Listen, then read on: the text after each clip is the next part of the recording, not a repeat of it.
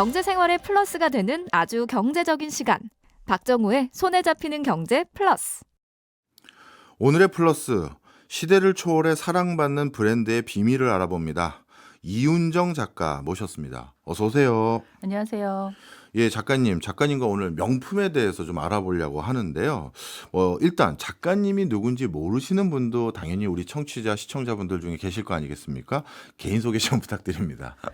네, 안녕하세요. 저는 오랫동안 한 30년 가까이 노블레스라는 잡지에서 기자하고 편집장으로 일을 하면서 이런 럭셔리 브랜드의 브랜딩이라든가 본사 취재 이런 거를 다양하게 경험을 했고요. 그리고 그 회사를 다니면서 노블레스 차이나라든가 아트 잡지 이런 것도 참관을 해봤었고, 지금은 이제 회사를 떠나서 이렇게 작가로 활동하고 있는 이윤정입니다. 아, 네. 예. 저도 어떤 잡지인지 본 적 있습니다. 아, 네, 반갑습니다. 그거 보니까 그 안에 물건들이 정말 전 세계 명품들을 설명하고 또 해석도 해주고 이런 잡지였던 걸로 기억이 나는데, 그런데 이런 생각이 갑자기 드네요. 명품이 과연 뭘 명품이라고 하지? 이런 생각이 갑자기 듭니다. 작가님이 생각하시기에 그 전 세계 수많은 명품들을 소개도 해주셨잖아요. 명품이 뭐라고 생각하십니까? 사실은 명품이라는 단어는 제가 일하던 잡지에서 사용하던 단어는 아니었고요. 예. 우리나라의 럭셔리 브랜드가 본격적으로 들어오기 시작한 게 한 1990년대 초반이었는데, 그런 럭셔리 브랜드를 이렇게 묶어서 통칭할 만한 용어가 별로 없었던 거죠. 예. 그러니까 뭔가 기존 제품보다는 좀 비싸고, 그리고 이게 생필품은 아니고 뭔가 굉장히 역사가 오래되고 귀한 제품이라는 거를 좀 어필을 하려고 생각을 하다가 잡지라기보단 신문이나 이런 쪽에서 이걸 묶어서 약간 명품이라고 부르기 시작했어요. 그래서 많이 아시는 샤넬이나 에르메스 이런 제품들을 이제 정말 가격이 비싸고 아주 공들여서 만들고 오래 가는 이런 제품을 묶어서 이제 명품이라고 부르기 시작을 했는데, 기본적으로는 명품이라는 단어가 조금 남발되고 있다고 생각했었기 때문에 저는 일을 할 때는, 회사를 다닐 때는 이 단어를 그렇게 많이 쓰진 않았고, 그렇지만 이제 이게 워낙 범용화되다 보니까 이제 럭셔리 브랜드, 그러니까 잘 알려진 럭셔리 브랜드는 명품이라고 이제 사람들이 공식처럼 사용을 하기 시작한 거죠. 네. 근데 이제 그렇다면 기본적으로 제가 생각하는 명품, 그러니까 좋은 럭셔리 브랜드는 어떤 것인가라고 질문을 하신 거라면, 예. 제 생각에는 우선은 어느 정도의 그 역사가 좀 필요한 것 같아요. 그러니까 예. 뭔가 그 이야기를 빌드업하고 쌓아온 역사가 필요하고, 그 역사를 바탕으로 일단 퀄리티가 좋은, 품질이 좋은 제품이어야겠죠. 예. 그리고 이제 디자인도 굉장히 중요한데, 네. 예를 들면 샤넬의 그 여성분들이 제일 좋아하는 2.55 백이라는 백이 있어요. 네. 그 백은 디자인이 제 기억엔 1955년인가? 정확하진 않을 수 있어요. 그런데 무려 그럼 100년 전에 나온 디자인인데 살짝 그 버전만 바뀌면서 원형은 유지한 채 이제 나오고 있는 거거든요. 네. 그리고 이제 에르메스의 벌킨백 이런 것도 지금 당장 나온 디자인이 아니고 아주 옛날에 나온 그것도 1970 몇 년? 이럴 때 만든 백이니까. 그러니까 뭔가 명품이라고 개인적으로 제가 생각하는 것은 그런 용어를 얻으려면 적어도 이제 어떤 그 브랜드가 갖고 있는 정체성이나 그런 거를 표현할 수 있는 역사나 헤리티지가 있어야 되고, 당연히 품질이 매우 그만큼 비싼 돈을 내고 샀으니까 네. 좋아야 되고, 그리고 이걸 한 철만 들 수 없잖아요. 그게 백이든 무엇이든. 이게 비싸서. 네, 가격 대비 그것도 생각을 하셔야 예. 되니까 그냥 우리가 흔히 말하는 세월을 거스르는 디자인 이런 네. 게 받침이 돼야 된다고 사실은 생각하고 있습니다. 예. 이거는 좀 여쭤봐야 될 것 같은데요. 예를 들어서 저는 명품이 그 트렌드를 계속 너무 확 바꿔버리면 사람들이 이러다가 2년 지난 뒤에 3년 지난 뒤에는 저 브랜드에서 다른 백 나오니까 그때부터는 다른 걸 사야 되는데 이 금액이면 안 사, 이렇게 생각할까 봐 네. 어떤 아이덴티티를 만들어서 그걸 쭉 이어가는 게, 이 비싼 거는요 10년 동안 메고 들고 착용할 수 있어요, 이거를 푸시하면서 그 비싸게 팔 수 있는 전략으로 삼았다, 이렇게 생각했는데 그게 아닌가요? 그것도 일정 부분 틀린 표현은 아니신 것 같아요. 예. 그러니까 아까 말씀하신 그 정체성이 워낙 확고하다 보니까 예. 그게 세월이 지나도 별 흔들리지 않고, 대신 이게 50년에 나온 게 그때와 똑같은 디자인이면 중간중간에 패션 트렌드도 바뀌고 사람들의 대하는 태도도 바뀌기 때문에 네. 아까 말씀드린 대로 약간의 변형은 주는 거죠. 그러니까 동시대적인 어떤 요소를 가미해서 네. 내놓으면서 그 정체성도 유지하고 약간 예. 이런 전략으로 명품 브랜드가 접근하는 건 맞습니다. 네, 이해했습니다.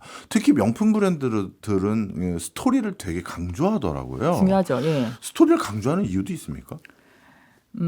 개인적인 견해로는 제품을 이 명품이라고 우리가 흔히 럭셔리 브랜드라고 말하는 건 생필품은 아니잖아요. 예. 그러니까 무슨 치약이나 칫솔 사는 것 같은 개념이 아니라 그렇죠. 본인의 취향이 들어간 거기 때문에 뭔가 그런 본인의 취향이나 그런 걸 나타낼 수 있거나 내가 이걸 사야 되는 이유가 좀 더 명확할 필요가 있잖아요. 그렇죠. 그렇기 때문에 기능만 보고 사는 게 아니라 그 이미지까지 같이 사는 거죠. 그 여자분들한테 제가 책 언베일에도 썼지만 여자분들한테 뭐 예를 들면 작가님은 왜 샤넬백을 사세요라고 이제 물어보면 제가 그건 뭐 너무 기능이 우수하고 뭐 어디에 잘 어울리고 이런 걸로만 사실 샤넬백을 사진 않거든요. 그러니까 샤넬이 주는 그 여자들한테 그 주는 이미지가 있잖아요. 예, 약간 예. 로망 같은 거. 근데 그거를 다 생각해서 사는 건데 그 로망이 어디에서 비롯되냐 하면 샤넬이 갖고 있는 여러 가지 이제 스토리에서 나오는 거죠. 뭐 샤넬 네. 여사가 그 2차 대전 이후에 여자들을 이렇게 옛날에는 이렇게 뭐라고 그러죠? 이렇게 손으로만 들 수 있는 백이 많았는데 네. 그 숄더 그러니까 체인을 만들어서 어깨에 어깨에 거는. 멜 수 있게 해서 양손이 자유로워졌다. 아. 그래서 뭔가 여성의 어떤 해방이나 이런 거를 추구했다. 이런 식으로 뭐 약간 그 백 안에 그 백 자체만이 아니라 스토리가 들어가면 예. 그걸 이제 오랜 시간 이제 저희가 뭐라 그럴까? 그러니까 학습이 좀 되는 거죠. 그래서 그거를 해서 제품을 선택하게 되는 경우가 많으니까 그 어떤 특히나 값비싼 제품이나 이런 럭셔리 브랜드를 살 때는 그 스토리텔링이 저는 굉장히 중요하다고 생각하고 네. 또 예를 들면 잘 아시는 오메가 같은 시계도 네. 오메가 하면 어떤 게 떠오르세요?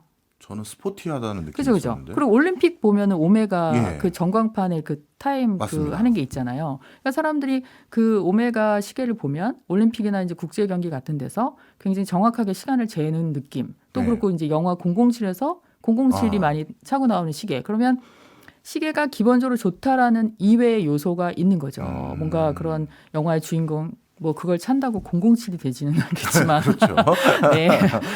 예, 그런 게 다 스토리텔링의 하나인 거죠. 그러니까 예. 어떤 그 제품을 포장하고 있는 굉장히 중요한 부가적인 요소라고 생각합니다. 네, 이해했습니다. 근데 이제 저희 같은 뭐 저라고 할게요. 뭐 다른 분들과 달리 저는 명품이 주는 메시지를 잘 이해 못할 때도 있어요. 특히 패션 쪽은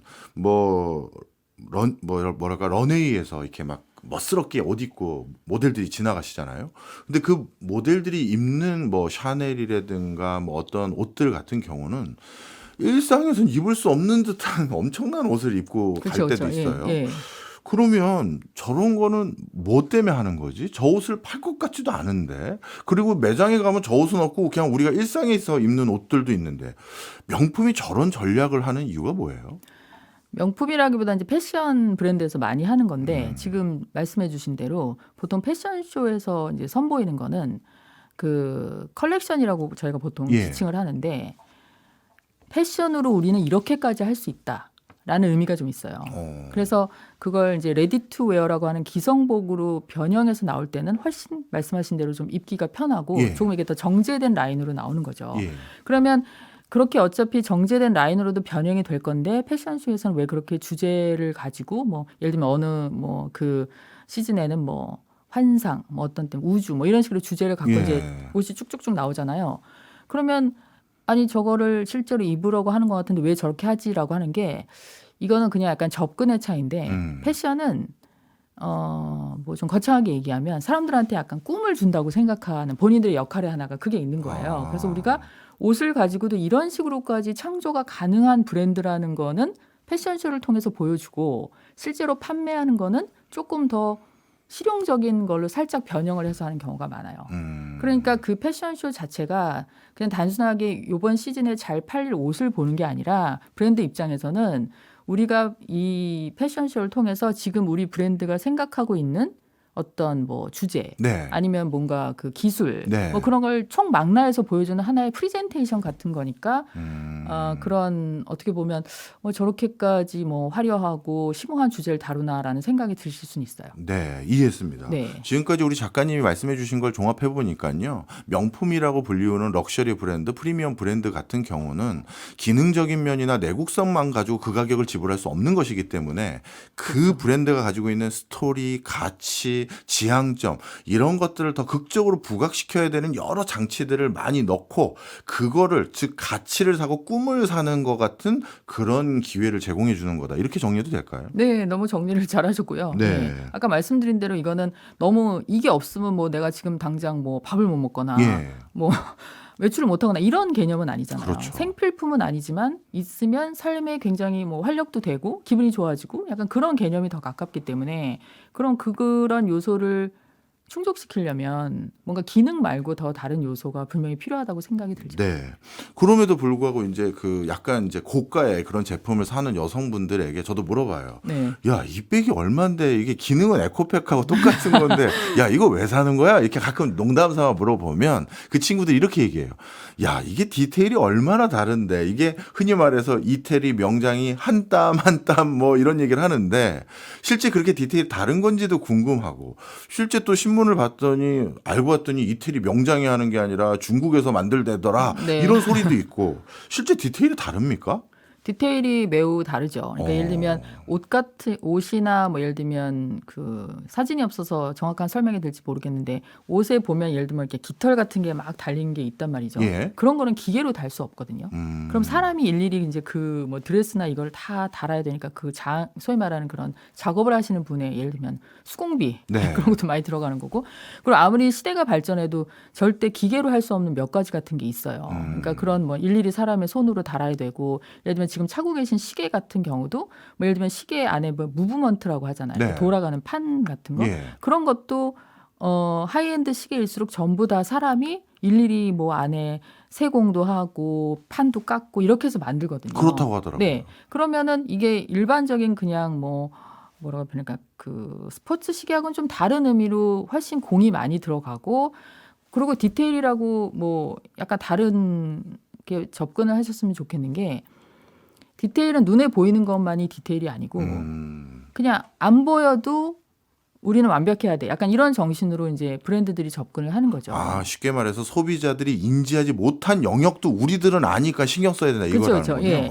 그래서 거기에 말씀을 드리고 싶은 게 요새 이제 하이주얼리 같은 브랜드, 그러니까 하이주얼리가 굉장히 인기가 많아서 많이 구매하고 계신데 제가 옛날에 그 까르띠에라는 브랜드의 워크숍을 취재를 간 적이 있었어요. 네. 거기에 그 디렉터 분이 저한테 하신 말씀이 정말 좋은 하이 주얼리 브랜드일수록 뒷면이 훨씬 아름답다는 거예요. 아, 안 보이는 뒷면이요. 네, 그러니까 보통 이렇게 브로치를 하거나 그럼 사람들이 이 앞에만 신경을 쓰는데, 네. 그러니까 뒤집어 봐서 뒤도 너무 매끄럽고 거의 앞면처럼 아름다우면 그건 정말 좋은 제품이다라고 말씀을 해주신 적이 있는데 예.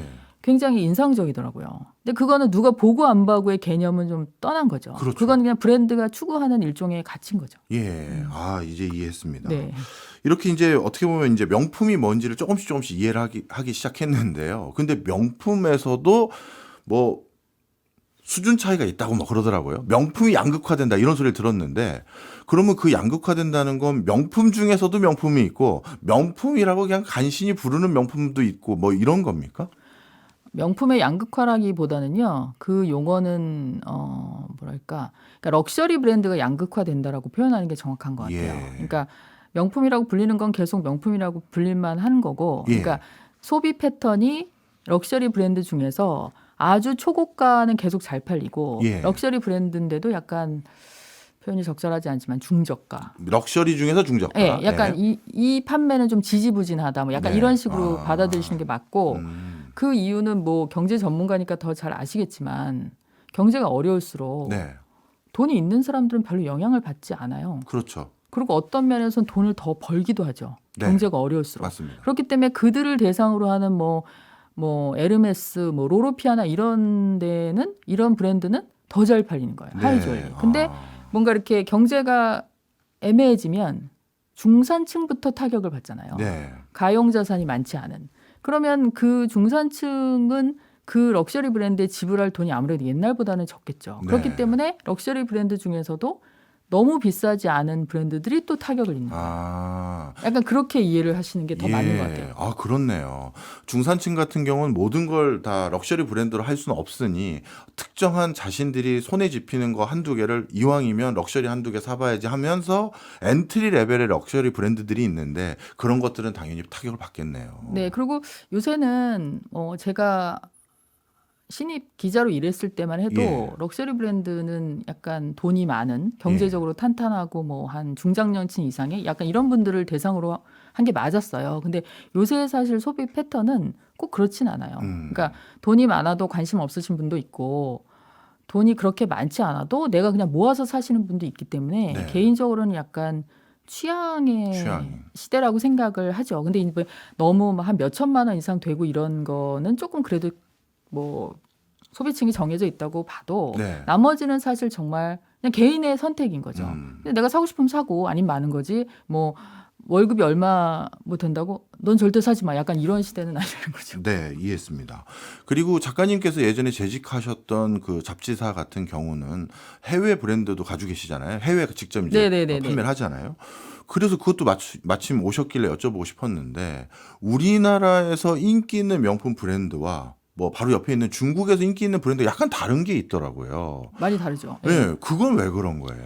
그냥 그건 사람들의 스타일이 달라서 아, 그런 거죠. 스타일이. 예. 그러니까 예를 들면 다 그런 건 아니겠지만 대체적으로 우리나라 사람들은 이렇게 뭔가 지나치게 화려한 거를 선호하진 않아요. 네. 그러니까 디자인에 있어서도 그런데 또 너무 복잡한 게 어려운 게 지나치게 화려하거나 눈에 띄는 건 싫어하는데 똑같은 건 또 싫어해요. 아, 그러니까 우리나라 사람들의 기호를 맞추기가 힘드네요. 굉장히 어려워요. 그리고 우리는 뭐 너무 예를 들면 뭐 붉은색, 예.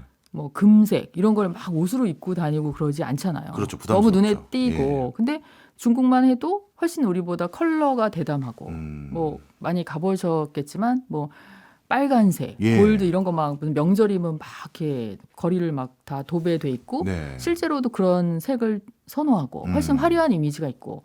그러니까 그렇기 때문에 브랜드 입장에서도 한국에서 잘 팔리는 거하고 중국에서 잘 팔리는 거, 또 홍콩에서 잘 팔리는 거, 미국에서 잘 팔리는 게 다 다른 거죠. 아. 그러니까 제품을 뭔가 이렇게 뭐라고 표현하죠? 이렇게 유통을 시킬 때 소개를 할 때 그런 것도 고려를 하겠죠. 네, 그렇군요.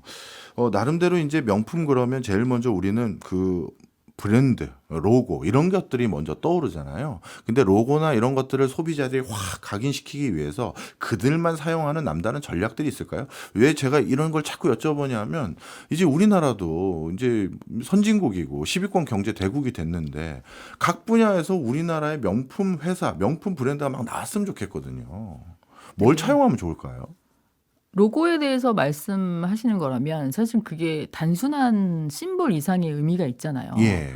뭐 예를 들면 애플이나 뭐 삼성이나 뭐 예를 들면 벤츠나 딱 그거는 밑에 뭐라고 안 써 있어도 그렇죠. 딱 보면 아 저게 애플이구나 벤츠구나 뭐 BMW 이렇게 아시잖아요. 네. 그러니까 사실은 처음에 그 로고를 만들었을 때 굉장히 깊이 생각을 하고 예를 들어 뭐 예를 들면 제가 정확하게 아닐 수도 있지만 벤츠 같은 경우는 이렇게 삼각별이면은 뭐 네.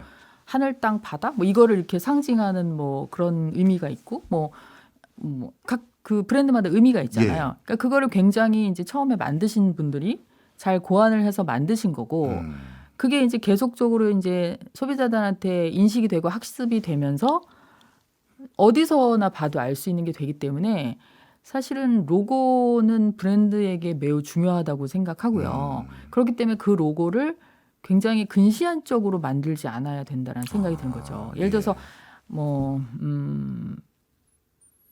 각 그 유행이 변하잖아요. 예. 어떤 때는 막 이렇게 막 맥시멀리즘이라고 해서 막 너무 이런 과한 게 막 유행이다가 어떤 때는 뭐 미니멀리즘이라고 해서 너무 심플한 게 유행이다 하는데 로고를 그 트렌드에 맞춰서 바꿀 건 아니기 때문에 예. 이게 계속적으로 갈 수 있는 로고를 만드는 게 너무 중요하고 예. 그리고 이제 그거를 나중에 이 로고를 그럼 왜 만드셨습니까? 라고 누군가 질문을 했을 때 뭐 어쩌고저쩌고 이런 이유가 있습니다라는 굉장히 어떤 그 사람들이 이해할 만한 그게 있어야 되는 컨셉이 있어야 되는데 근데 그런 거 없이 그냥 이렇게 띡 이렇게 만들면 네, 네. 사람들이 이제 받아들이기가 힘들겠죠. 받아들이기 힘든다기보다 이렇게 오래 기억을 안 하겠죠. 아, 그렇군요. 네. 알겠습니다. 작가님, 명품 브랜드 또는 로고를 보면요. 그냥 그 회사 브랜드나 로고가 딱 나와 있는 게 아니라 꼭 밑에 지명이 써 있는 경우가 많아요. 그쵸. 네. 뭐 파리, 뉴욕, 그다음에 뭐 밀라노 뭐 이런 게 있는 경우가 많던데 이걸 적어 놓는 이유는 뭡니까? 우선은 이제 그 본인 뭐 출신? 고향에 대한 자부심이 큰 거죠. 예. 그러니까 예를 들면 보통 로마 말씀하신 대로 파리, 뉴욕 뭐 이렇게 써 있는데 밀라노. 그러면 이제 딱 사람들이 봤을 때 이게 굉장히 통합적인 이미지를 전달하는 거죠. 그러니까 예. 사람들이 일반적으로 생각했을 때 로마, 밀라노, 파리 그러면 아마 패션에 본 거지. 뭐 아니면은 굉장히 어떤 그런 첨단 뭐 장인 정신의 고향 뭐 약간 네. 이런 느낌이 있잖아요. 그러니까 그 브랜드는 그 도시의 이미지까지 그냥 얹어서 가는 거죠. 근데 이거는 프랑스나 이탈리아가 굉장히 유리한 게 많은 사람들이 그 나라에 갖고 있는 이미지가 이미 구축이 돼 있잖아요. 그렇죠. 예를 들면 우리나라도 이제 지금은 뭐 예를 들면 화장품 밑에 어쩌고 코리아 이렇게 서울 그러면 그러니까 서울이 외국 여성분들한테 굉장히 힙하고 메이크업이 발달한 뭐 도시고 이런 거를 있기 때문에 이제 훨씬 어필이 되는 것처럼 네.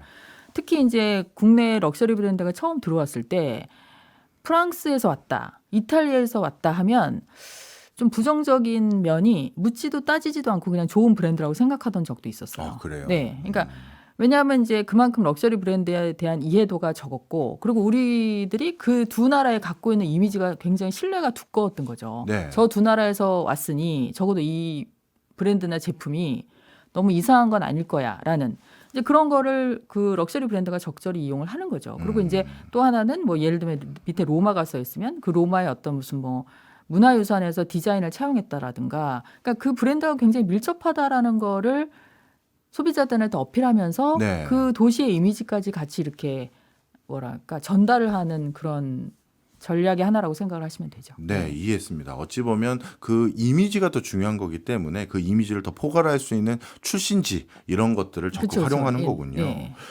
이 명품 브랜드 그러면 모르겠습니다. 실제는 어떤지 모르겠습니다만 제 입장에서는 야 저렇게 비싸게 파는데 엄청 돈 많이 벌 것 같아라는 느낌이 있어요. 그러면 그렇게 돈 많이 벌었는데 지역사회라든가 뭐 지구환경이라든가 이런 데 공익활동 많이 합니까? 많이 하려고 노력하죠. 뭐 제가 아는 게 다는 아니지만 좀 전에 말씀드린 예를 들어 로마 같은 경우에는 거기서 예. 이제 탄생한 럭셔리 브랜드가 많아요. 네. 뭐 펜디, 뭐 불가리, 뭐 또 토즈, 뭐 이런 브랜드들은 그 지역, 그러니까 그 도시를 위해서 이제 소위 말하는 후원 사업 같은 걸 많이 하죠. 예를 들면 토즈 같은 경우에는 콜로세움이 지금 뭐 1년에 연간 한 뭐 600만 명 이상이 600만 명인가 굉장히 많은 사람이 가니까 이제 좀 아무래도 훼손되고 네네. 이러니까 그걸 이제 이탈리아 정부에서 후원을 할 때 토즈가 막 전에 그 공사비를 뭐 후원을 한다든가, 그리고 이제 뭐 그 로마에 가 보시면 그 분수 있잖아요. 네. 펜디 같은 경우에는 그 분수 자체를 복원하는데 한다든가 이런 식으로 각 도시의 뭐 유명 건축물이라든가 역사적인 건물을 후원하는데 돈을 많이 내기도 하고, 또 하나는 그 약간 다른 방향으로 까르띠에 같은 브랜드는 여성 창업자를 위한 프로그램, 사회공헌 프로그램 같은 것도 해요. 네, 그래서 예를 들면 여성 창업인들이 창업을 할 때 뭔가 각 대륙별로 후보를 뽑아서 예. 심사를 해서 뭐 순위 안에 드는 사람한테는 뭐 교육도 시켜주고 네트워킹도 제공하고 상금도 주고, 그리고 이제 그런 각 본국에서 하는 거 말고 이제 예를 들면 서울에 와 있는 브랜드들도 이제 여기서 많은 판매를 일으키고 매출이 좋으니까 여기 대한민국이나 서울에도 뭔가 후원을 하려고 해서 뭐 예를 들면 에르메스 같은 경우에는 궁궐 복원 작업 같은데 뭐 후원을 한다든가. 그러니까 이런 거를 막 또 뭐 뭐랄까 저 이런 거 해요라고 막 내보이지 않는 이상 사실 알기가 어려운데 그렇죠. 뭐 금액의 많고 적음을 떠나서 모든 브랜드가 다 하는 건 아니지만 꽤 하시고 있는 걸로 알고 있습니다. 네. 그런 행사가 명품 브랜드의 뭐 이미지라든가 이런 것들에 영향을 미치는 겁니까? 아니면 그냥 의례적으로 돈 많이 버는 회사들이 하는 자선 활동 수준으로 그냥 하는 거예요? 개인적인 견해인데요. 사실 그거를 뭐 그 브랜드들한테 물어본, 아니 물론 의도는 물어봤죠. 예. 의도는 물어보면 뭐 당연히 그 여기서 엄청난 매출을 일으키고 있는 지역 사회를 위한 환원이라고 생각을 당연히 하시는 거고, 이제 그런 게 좀 예를 들면 티파니 같은 경우에는 무슨 다이아몬드 채굴 이런 거에 관련돼서 뭐 광산 공정한 채굴을 통한 다이아몬드만 뭐 예를 들면 매입하겠다. 제공받아서 한다. 또는 뭐 프라다 같은 경우에는 뭐 씨 비욘드라는 활동을 통해서 유네스코하고 같이 바다를 뭐 이렇게 한다. 그러니까 이런 게 티파니 같은 경우에 직접적으로 본인들이 이제 그런 다이아몬드가 있어야 되니까 뭔가 생산에 있어서의 투명성 같은 걸 강조하기도 하면서 소비자한테 확신을 주려는 의도도 있겠고요. 네. 그리고 기본적으로는 뭐 몇 년 전부터 ESG 같은 경우도 명품, 그러니까 럭셔리 브랜드에도 지나칠 수 없는 과제가 된 거죠. 네, 그러니까 네. 뭐 예를 들면 성의 다양성, 뭐 이렇게 뭐 일하시는 분들의 그리고 어떤 환경이나 이런 거에 관련돼서 어느 브랜드는 몇 년 전부터는 아예 그 동물의 털로는 옷을 만들지 않는다든가 이런 게 트렌드라서 한다기보다 조금 더 그 지구와 이걸 판매하는 사람들을 위한 거에 더 신경을 쓰신다고 보는 게 맞고요. 네. 또 이런 게 더 집중되는 이유 중에 하나가 요즘 소비자들이 옛날하고 달라서 네. 정보가 많잖아요. 그렇죠. 그러니까 내가 이렇게 제품을 샀는데 이 제품이 알고 보니 뭐 예를 들면 악덕업자한테 뭘 제공받아서 했다든가 아니면 굉장히 수상한 경로를 통해서 한 걸로 만들어졌다 이러면은 굉장히 가치를 중요시하는 입장에서는 이거는 그러면 사면 안 되겠네. 약간 그러네요. 이런 것도 그러니까 사회적 인식이 더 높아진 것도 예. 명품, 그러니까 럭셔리 브랜드들이 그런 쪽에 옛날부터도 그랬겠지만 더 많은 신경 쓴 요인이 아닌가 생각합니다. 네. 어떻게 보면 환경의 변화 속에서 정보 접근성이 워낙 좋아지던 이 상황 속에서 명품 브랜드도 이미지와 이런 것들을 더 많이 신경 쓸 수밖에 없었던 대목도 있었겠네요. 네, 뭐 그런 일정 부분이 있었겠죠. 예. 지금까지 이제 해외 명품 브랜드들의 여러 가지 면면들을 설명을 쭉 해주셨는데요. 앞서도 한두 번 제가 질문 드렸습니다만 우리 산업도 이제 이런 하이엔드급 명품 브랜드들이 많으면 좋을 거 아니겠습니까? 그럼요. 예. 우리 산업도 옆에서 많이 지켜보셨을 텐데 또 뭐 예전에 재직하셨을 때도 우리 기업들 제품도 많이 소개해 주셨고요. 우리 산업들을 딱 봤을 때, 기업들을 봤을 때, 이러면은요, 브랜드 관리하거나 매니지먼트 할 때 좀 아쉬웠어요 하는 부분 좀 설명 좀 해주세요. 국내 브랜드도 좋은 브랜드가 되게 많죠. 특히 이제 화장품 같은 경우에는 네. 정말 가성비도 너무 좋고. 그런데 이제 개인적으로 아쉬웠던 거는 브랜드가 소위 말하는 일관성을 좀 잃어버렸다고 생각될 때가 있었어요. 그러니까 모든 나오는 제품이나 이런 게 똑같아야 된다라고 생각하진 않지만 우리가 어떤 제품이나 브랜드를 살 때 이 브랜드가 앞으로 이런 걸 만들 것이다라고 예견되는 부분이 좀 있잖아요. 네. 근데 이제 이 시즌에 이걸 내놨는데 다음에는 너무 엉뚱한 게 나오고. 그러니까 뭔가 그러면 이제 소비자들이 도대체 이 기업이 원하는 게 무엇인가 약간 예, 이런 예. 생각이 들잖아요. 예. 그리고 예측이 불가능하니까 뭔가 이게 소비를 하거나 구매를 할 때 약간 불확실하잖아요. 그러니까 계속 말씀드리지만 뭔가 똑같아야 된다라는 개념보다 우리가 추구하는 게 뭐다라는 거를 브랜드에서 그게 무슨 제품이든 일관적으로 같이 좀 이렇게 보태야 되는데 우리나라의 많은 기업들은 외람되지만 너무 제품 자체에만 신경을 쓴다는 생각이 네. 드는 거예요. 그 제품이 갖고 있는 어떤 의미, 이 제품 우리가 내는 이유 이런 거를 조금 뭐랄까 더 이렇게 곁들이면 훨씬 소비자들이 더 친근감을 갖거나 애정을 갖고 할 수 있는데 그냥 너무 신제품 그게 다인 거예요. 네. 기능 너무 훌륭하고 뭐 어쩌고 저쩌고인데 그게 다인 거죠. 그러면 그 다음에 그냥 신제품이 또 나오길 기다리는 거지 그 브랜드에 대한 애정이 올라가기가 예. 쉽지 않으니까 좋은 브랜드와 제품이 많지만 개인적으로는 좀 약간 스토리텔링이나 그런 거를 조금 더 많이 보여주시는 것도 네. 럭셔리 브랜드가 더 많아지는 비결이 아닐까라고 생각합니다. 예. 아마 우리 작가님 설명을 들으신 많은 분들이 이렇게도 질문하실 것 같아요. 그렇다면 약간 트렌드에 민감한 트렌디한 브랜드를 가지고 있고 그런 식의 경영 전략을 추구하는 회사들은 결국은 명품이 안 되는 건가요? 왜냐하면 일관성, 지속성이라는 거에선 떨어질 테니까요. 뭐라고 대답하실래요? 근데 이게 트렌드라는 것도 예를 들면 제가 화장품 CEO인데 그러니까 이거는 조금 애매하긴 한데요. 예. 저는 기업을 경영해 본 적은 없으니까 제가 말씀드리는 일관성은 그냥 뭐 창립 초기부터 지금까지 무조건 모든 것이 똑같다. 막 생산 공정부터 디자인부터 모든 것이 똑같아야 된다라는 게 아니라 예. 그래도 그 기업을 창업하신 분이거나 어떤 처음에 이렇게 제품을 만들었을 때 그 제품이 갖고 있는 정체성 자체는 계속 신제품에도 들어가 있어야 된다는 거죠. 근데 이제 네, 특정 제품을 말씀드리는 게 좀 어려울 것 같고 약간 네.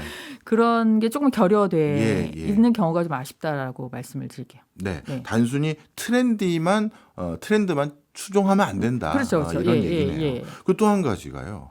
한국 화장품 가성비 좋고 너무 좋죠. 얘기해 주셨는데 제가 너무 과한 기대를 하는지 모르겠습니다만 가성비 좋은 제품은 명품이 안 될 것 같아요. 맞습니까? 대부분 럭셔리 브랜드는 좀 기존 제품보다는 좀 비싸니까 예. 가격이 어느 정도 돼야 럭셔리 브랜드나 명품이 된다고 생각하실 수는 있어요. 예. 근데 그게 반은 맞고 반은 틀린 것 같아요. 오. 왜냐하면 뭐 예를 들면 에르메스라는 브랜드가 그 여자분들이 많이 선호하시는 벌킨백 같은 게 보통 뭐 한 엔트리 레벨이 한 1,500~600만 원 네. 정도 돼요. 네. 근데 이제 그 에르메스가 한 78년도부터인가 시계도 만들었었어요. 네. 근데 처음에 시계를 만들었을 때 많은 기자들이 뭐 국내 기자가 아니라 외국에서 이제 질문을 한 거죠. 아니 뭐 이렇게 되게 초고가 이런 게 많은데 시계 자체는 근데 그렇게 비싼 모델이 아니었었어요. 그러니까 예. 그거에 비해서 예. 그러니까 몇백만 원 정도. 그러니까 굳이 이 시계를 만들 필요가 있었느냐라고 이제 그 돌아가신 회장님 그 본사 회장님께 물어본 거죠. 근데 그 회장님 말씀이 에르메스를 가까이서 느끼고 접근하고 싶은 사람에게 다양한 그 옵션을 주고 싶었다라고 표현을 했어요. 예. 그러니까 이게 몇십만 원은 럭셔리 브랜드가 아니고 몇천만 원 이상이 돼야 명품이다라는 굉장히 도식적인 구분이 사실은 불가능하고요. 예. 그 한 브랜드 안에서도 굉장히 다양한 가격의 그 레인지가 있다고 해야 될까요? 그렇기 때문에 그걸 가격으로만 그렇게 나누는 건 어렵고 오히려 가격이 그렇게 높지 않아도 만듦새 자체가 굉장히 공을 들였고 뭔가 뛰어나다면 저는 개인적으로 럭셔리 브랜드나 명품이라고 불릴만하다고 생각합니다. 네, 이해했습니다. 가격만 가지고 무조건 얘기할 수 없는 네, 거군요. 그렇죠. 그리고 가격이 높아도 이상한 제품도 많아요. 그렇죠. 네. 그리고 무조건 거기는 들어가선 안 되는 매장 같아 보이는데도 나름대로 그 안에서는 그럼요. 접근 가능한 물건들이 있군요. 그럼요. 예. 그리고 명품 얘기할 때 빠질 수 없는 것이 이 장인 정신인 것 같아요. 무조건 장인 정신이 결부되어야지만 럭셔리 브랜드, 명품 브랜드가 되는 건가요? 중요한 요소의 하나라고 생각을 해주시는 게 맞는데 예. 많은 이 럭셔리 브랜드가 사람의 수공으로 하는 작업이 많이 들어있어요. 아까 예. 말씀드린 대로 뭐 옷에 깃털을 단다든가 하이엔드 워치에 뭐 뒤에 무브먼트를 사람이 일일이 새겨야 된다든가 아니면 이런 반지나 이런 데 다이아몬드를 새기는 거를 기계가 할 수 없거든요. 네. 기계가 할 수 없는 영역인 거죠. 근데 이제 그렇게 섬세한 사람의 손이 들어가는 제품들이 대부분 하이엔드 브랜드라고 통칭이 될 수밖에 없어요. 왜냐하면은 대량 생산이 불가능하고 그 럭셔리 브랜드의 특징의 하나가 너무 많은 사람이 모두 다 사용하는 거를 명품이라고 부르진 않잖아요. 예. 그러니까 굉장히 소수의 사람들을 위한 거니까 제품의 수량이 생산이 정해져 있고 근데 그런 건 대부분 사람의 손으로 만드는 경우가 많기 때문에 예. 그래서 하이엔드 브랜드에서는 장인 정신이 필요하다고 얘기하는 거지 그게 반드시 머스트라고 하기는 그게 제품마다 좀 다를 수는 있는데 제가 경험한 대부분의 럭셔리 브랜드는 사람의 손으로만 해야 되는 과정이 꼭 있어요. 그게 네.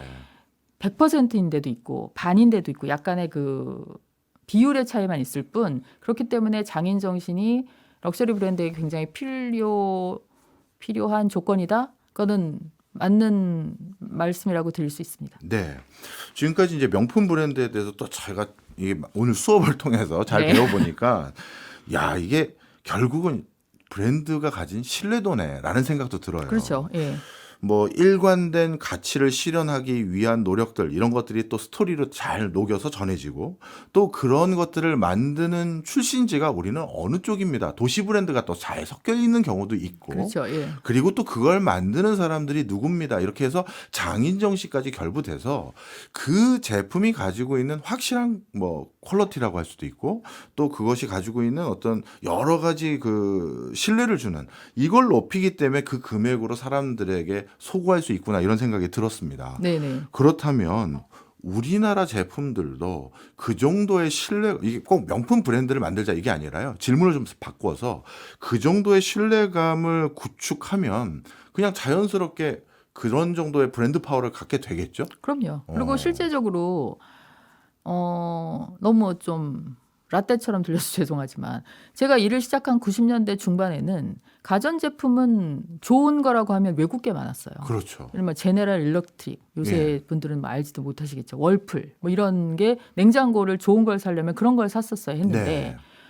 요즘 미국 냉장고를 쓰시는 분이 그렇게 많지 않은 걸로 제가 알고 맞습니다. 있어요. 그러니까 매일 보통 가전 제품을 살 때 TV나 뭐 이런 거 할 때 뭐 LG, 삼성 이런 거 되게 많이 사고 그리고 그 예를 들면 LG 같은 경우에는 시그니처 컬렉션이라는 게 있어요. 네. 아예 한 2010 몇 년도에 나온 건데 아예 그 가전 제품 자체를 오브제처럼 만든 시리즈가 있는데 그런 걸 보면 가전 제품의 어느 부분에서는 우리나라 게 지금 전 세계에서 탑을 달리고 있고 예. 그러니까 그만큼 뭐랄까 그걸 뛰어넘기 위해서 많이 노력을 하셔서 다다른 거잖아요. 예. 물론 우리나라 요새 무슨 다이슨 뭐 이런 뭐 청소기 이런 것도 너무 잘 팔리고 하는데 뭐 많이 써보셨겠지만 우리나라 가전제품의 정말 퀄리티가 굉장히 좋아요. 그러니까 그런 거는 각 브랜드에서 그 럭셔리 브랜드를 뛰어넘는 노력을 해서 이뤄낸 결과고 그리고 전 세계적으로 그래서 인정을 받고 있는 거기도 하고 예. 그러니까 개인적으로는 그런 갖고 있는 장점을 잘 살려서 브랜드를 더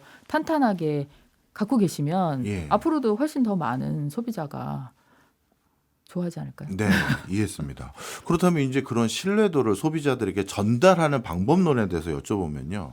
대표적으로 한 시계 회사 같은 경우는 항공 관련한 어떤 컨셉으로 계속 그 브랜드를 계속 유지하더라고요. 그렇죠, 그렇죠. 예. 근데 이제 그 헐리우드 배우 중에서 존 트라볼타는 개인적으로 항공기 매니아여서 뭐 정비 자격증 무슨 조종사 자격증도 많이 가지고 있고 그런 인물인데 그 사람에게 계속 자신들의 시계를 어떻게 보면 프로모션해서 또 광고에도 싣고 그래가지고 아주 뭐 그냥 그쪽 분야의 대명사로 각인이 돼버렸던 것 같아요.